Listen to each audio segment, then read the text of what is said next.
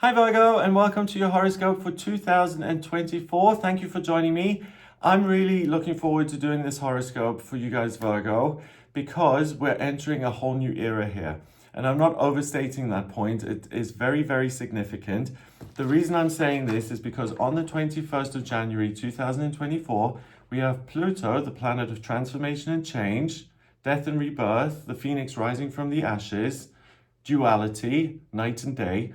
That ingresses into Aquarius. So it moves out of Capricorn, the earth sign of the worker. It's been in Capricorn since 2008. And now on the 21st of January, it shifts into the air sign Aquarius, which is much more about ideas and being a humanitarian and being of service. And it's a completely different approach to life. So if you draw up your birth chart and you put your transits around it and you look at the path of Pluto, you'll notice that this planet is really, really slow. And in your entire lifetime, it will only touch 3 or 4 of your houses in your chart. You have 12 of them. And it plods along so slowly that it will only ever really influence you in 1 or maximum 2 of the quadrants of your chart, okay? So when this planet shifts signs, it's a huge shift in consciousness, not just for you yourself, but for society, for humanity. So it's the end of this era that started in 2008. Pluto has been in Capricorn since 2008. If you think back then, we had the credit crunch when people's security, mortgages, all of that went to smithereens. It's gone through Capricorn in the whole of the 2010s and up until this point. Also, if you think about the last 3 years and how the everyday structure of people's working lives have changed, that is very on brand with Pluto and Capricorn. So it's the earth, it's work, it's what I'm moving towards, and it's also the rules and regulations, the institutions, what works, what doesn't. It's kind of like the bones of a situation. Like, this is the structure, this is what we need to focus on. So it values security and productivity very, very highly.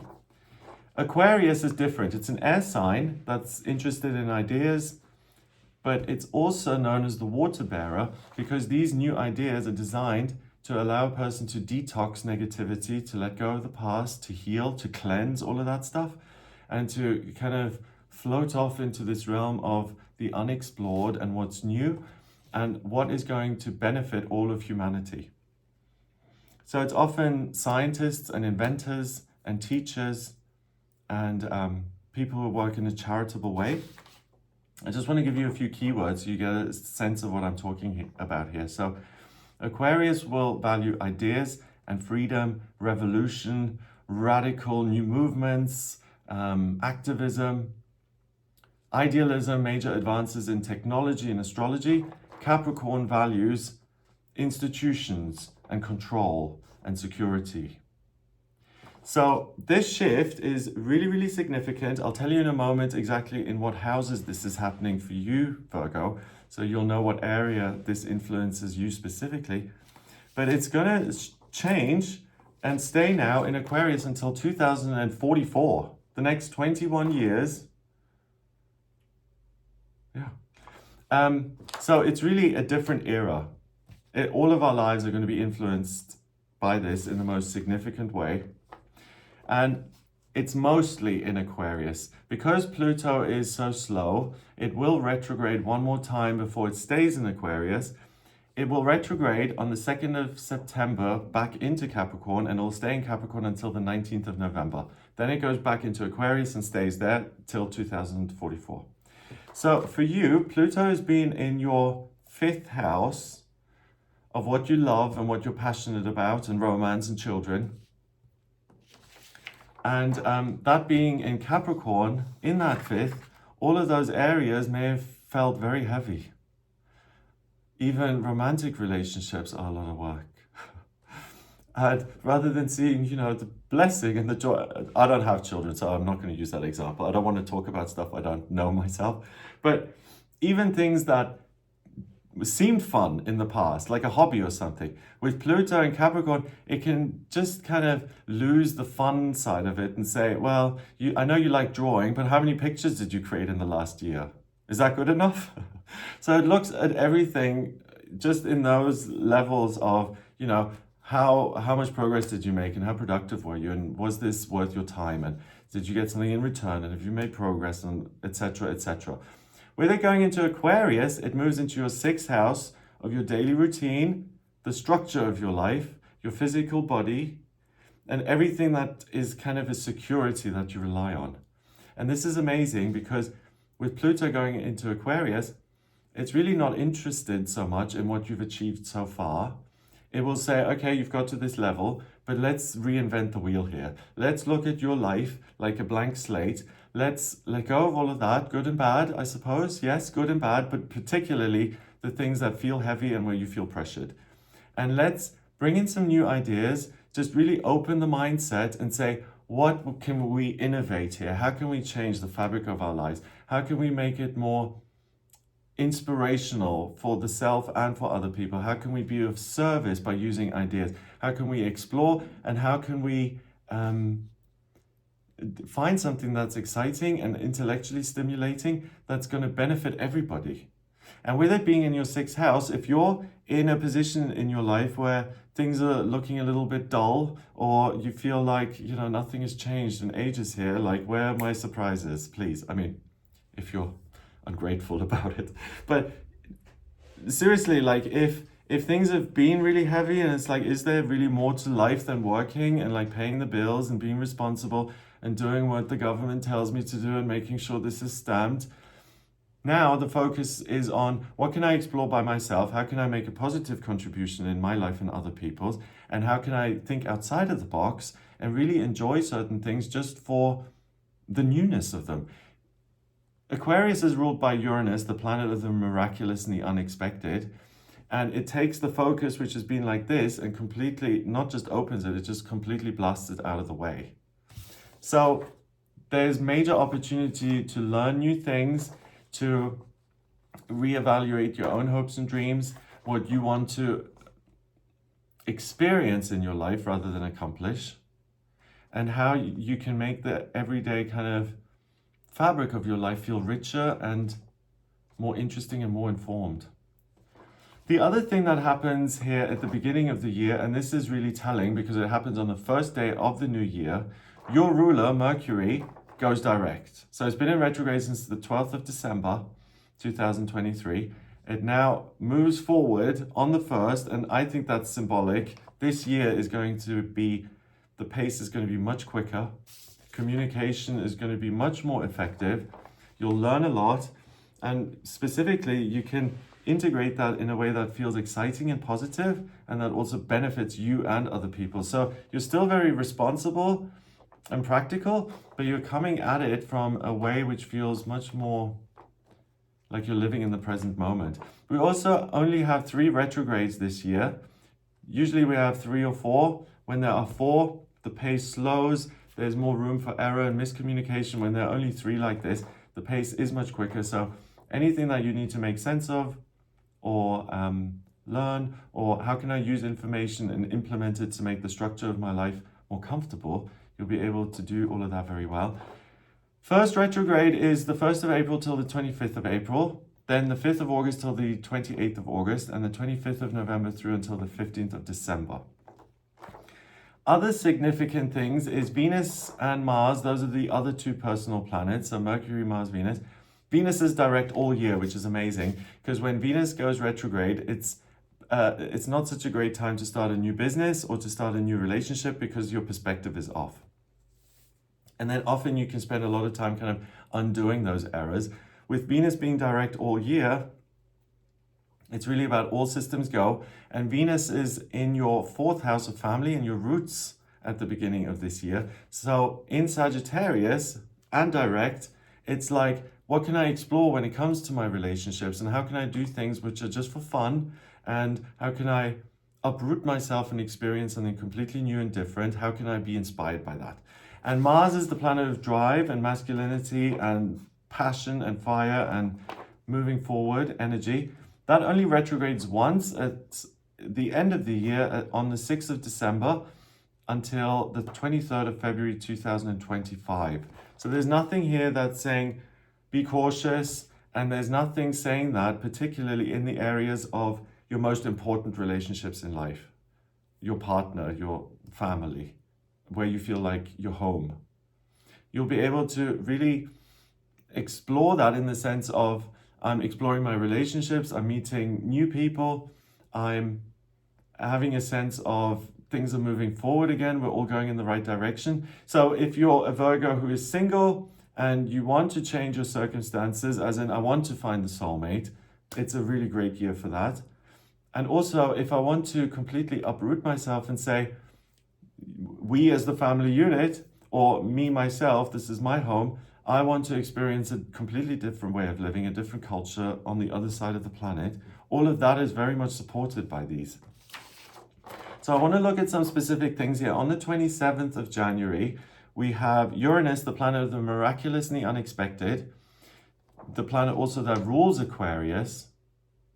Pluto has gone into Aquarius, so it's very significant this year. That goes into your 9th house of travel, expansion, and growth.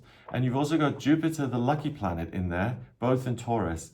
So for you, Virgo, this is a year of expansion and growth and travel and exploring things which are unfamiliar and educating yourself in a new practical way, starting over completely. All of those things are massively supported here at the beginning of this new year. And I mean, I'm a Virgo, but I don't want to like project my things onto you guys because we're all different. But as an earth sign, I think what we do have in common is that we can sometimes add too much significance to practical things. As in, it's not just, a house, but this is where I live and it's my security. At the end of the day, it is just a house. If it burns down or if lightning strikes it, you will find another house. You know what I mean? Or I don't want to change my job. I don't want to go through all the upheaval of finding something else. And this year and all these planets are saying, look beyond that earthy surface level of things. Remember that your true security is in your presence, in your feeling of being alive, your ability to apply your reason to anything new and move into a different area so that you feel more inspired and that you can change things up without the usual anxiety. So this is a great time for any Virgo who has felt like things are getting a little bit stale and I have been doing the same thing for 20 years. Should I kind of do something completely out of the blue? And only you will be able to judge whether that's good and fine and reasonable. But the planets support you doing something that completely presents you with a different experience. Now, if you're looking for change, you got it. On the 25th of March, we have the first of the eclipses that happens in 2024. And it's a lunar eclipse in Libra. And that happens in your second house of your physical belongings, your income, and the things that are tangible in your life. So you're able to connect with new, excuse me, my lips are dry. Yikes. It allows you to look at new options. So rather than being rigid and saying, this is my job and this is how I make a living, you're able to say, okay, that's very well, but what are my other options on top of that? And Libra is ruled by Venus, love and beauty. It's the connector sign. It's a bridge with a bump in it. Again, if you feel like you want to expand your social circle, or if you want a new relationship, or all of those things will be much easier than usual. And also with Libra being in the second, you, as the way you present yourself physically, the way you appear, you're going to have a much more, the energy you give off is much more balanced and much more approachable and much more welcoming than it usually is or could be. Particularly when you show up in person, and I suppose even the way you express yourself creatively, because Venus in Libra is able to produce beautiful writing and art and all of those things. The next eclipse is on the 8th of April, and that's a solar eclipse in Aries. That happens in your 8th house of institutions, groups of people, and communities. So this is a bit of a warning, I would have to say, because this is going to make you question your role in that community. And if you're in a very passive position, it's going to encourage you to either take on a position of leadership or to exit that group altogether. If you have no say, no control, no freedom, no autonomy in some sort of organized setting with a lot of other people involved, you're going to be like, do you know what? There's no point in me being here. I know how to do things. I'm practical. I'm capable. I'm super charming. People like me. Why am I tolerating this? So if there's a group or something that you really want to be a part of for whatever reason, and you absolutely have no say in that whatsoever, it's going to be difficult for you to maintain that because your tolerance level for that kind of thing goes to zero. What's better is establishing yourself in your own right as an institution and saying, do you know what? I have been studying for however many years. I've got all these new ideas via Pluto in Aquarius. I almost feel like I've come out of a coma here and I've got all these things going in and out and everywhere. I should do something with this myself. That is much more supported via the astrology, and that direction is going to take you much further than continuing to tolerate a situation which doesn't serve you. So you're personable and you're independent. So of course, that sets the stage for you to do something on your own and to really succeed in that way. On the 2nd of May, we have Pluto starting its retrograde until the 11th of October. So it starts its march backwards into Capricorn on the 2nd of September. It reaches Capricorn on the 2nd of September. So it goes retrograde in your 6th. When a planet goes retrograde, the way I interpret that is you feel the energy internally. When it's direct, you notice it in the outside world. So with Pluto in Aquarius at 2 degrees in your 6th house of daily routine, what you will start to notice is that you have new ideas about your relationships, what could happen, and it seems incredibly easy. It's like the light bulb goes off and it's like, hey, I've been trying it this way, maybe I'll try it this way and see what the outcome is. And 99.9%, the new way that occurs to you is better than the way you've been doing it in the past. So embrace the change, adapt the way you operate, and it's really going to bring new circumstances via people, but also institutions, groups of people, businesses into your life so that the fabric of your everyday routine is more rewarding as a result of you changing the behavior. You've got all these brilliant ideas, you implement them, you get a better outcome. Wow, so this is really positive because for any Virgo who's been struggling or who's been frustrated is as in, you know what, I've been trying so hard, why isn't this working out? I've been like trying and trying. This is like, okay, stop trying. Here's the different route, the alternative way of operating. Try this, you do it, and you get a better outcome. So the frustration will melt away. On the 26th, we've got Jupiter, the lucky planet. That goes into Gemini, and it goes into Gemini in your 10th house of career. And it sits on top of Venus and the Sun and the transiting midheaven. So Jupiter will be there for a while. The other planets move much more quickly, so they'll be there mainly in May and June. But this is a moment of, I want to start something in a formal way. I'm working with it. This is my new job or a job I'm doing on top of what I already do. This is a new area of expertise where I want to present something of my own that I have made sense of and I want to express it. Please run with that drive, that desire. It will serve you very well. Jupiter is good luck. So if you align yourself with it, you'll have a good outcome based on that. On the 29th of June, Saturn goes retrograde until the 15th of November. And that's in your 7th house of relationships, 7th house of relationship.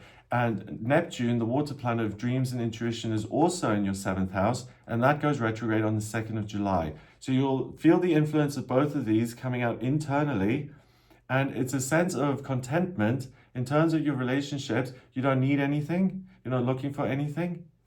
You're fully contented in the way you feel within yourself, mostly because you're very connected to the higher realms and you've got a good relationship on a spiritual level, which meets all your needs. So the irony then is that that level of contentment makes it much easier for you to find an actual relationship because you're not looking for anything, you don't need anything. That's what people always say to you. When you stop looking, you find someone. Yeah, whatever. That's astrologically, that's this concept. But you stop looking because you no longer require it. You have all your needs met. Amazing. I've just figured out what they meant by that remark, which I've never appreciated, to be honest. 2nd of July, Neptune goes retrograde. I mentioned that. 1st of September, we've got Uranus going retrograde until the 30th of January 2025, and it goes retrograde in your ninth house. So there's not so much need to kind of go traveling and to explore new things. You find that newness in yourself, if that makes sense. You're fascinated by your existing circumstances and how you can update them and refresh them and really make them suitable for yourself at this point in your life. On the 17th of September, we have a lunar eclipse in Pisces, and that happens again in your 7th house. So, wow, September is really a wonderful month around the time of the eclipse, where to me, it kind of says that it's very likely that you've met someone already if you're looking for a partner. Where you get to that moment of, okay, I know now in my heart, in my DNA, that this is something serious, this is going to lead somewhere. Or if you're already in a relationship, it's reconfirmation of that. This is why we're together, because I love you so much. It's that kind of moment of, wow, this is something that I want to be a part of in future. Second, okay, lunar eclipse, yes. 2nd of October, we've got the solar eclipse in Libra. Let me just check. I just want to make sure, guys. I'm going to go back to the 17th of September just to double check that I didn't miss anything. 17th of September, yes, is that lunar eclipse in Pisces, what I just mentioned. 2nd of October is the solar eclipse in Libra, and that happens in your 2nd house again of practical circumstances, income. And it's a solar eclipse in Libra, so you revisit the way you create an income, the way you're putting yourself out there. So you're continuing on the same path, but you're tweaking it as you go, and you're correcting any errors as they may appear, as they're likely to do. So you're really staying on track here, on task with being this independent, charismatic, open-minded, freedom-loving Virgo here at the end of 2024. And then on the 9th of October, Jupiter, the lucky planet, does go retrograde until the 4th of February 2025, and it does that in your 10th house of career. So same thing, you get even better ideas about your career, what you're expressing, what you're doing independently, and what stems from your assessment, and now you're sharing that publicly. Amazing. So that's what I get for you here in 2024. I hope it gives you an idea of what you'll be working with. It looks really positive. If you would like a personal reading with me, please get in touch via my website. It's gregoryscott.com. On the front page, click on book your reading to audio reading with me. And in my personal readings, I draw up your chart, same way as I've done this. I need your place of birth, date of birth, and time of birth. If you don't have the time of birth, then order a chart rectification with me, please. That's a process where I actually work out your time of birth, and it makes the chart much more accurate. Check out some of my other videos, the monthly horoscopes, the weekly horoscopes, the daily tarot readings. Have a great time here in 2024. Keep me posted on how you get on, particularly in expressing yourself creatively and making that link to your work, or making it your work, and also the relationship stuff, which is really highlighted in 2024. And I'll speak to you soon. All the best. Take care.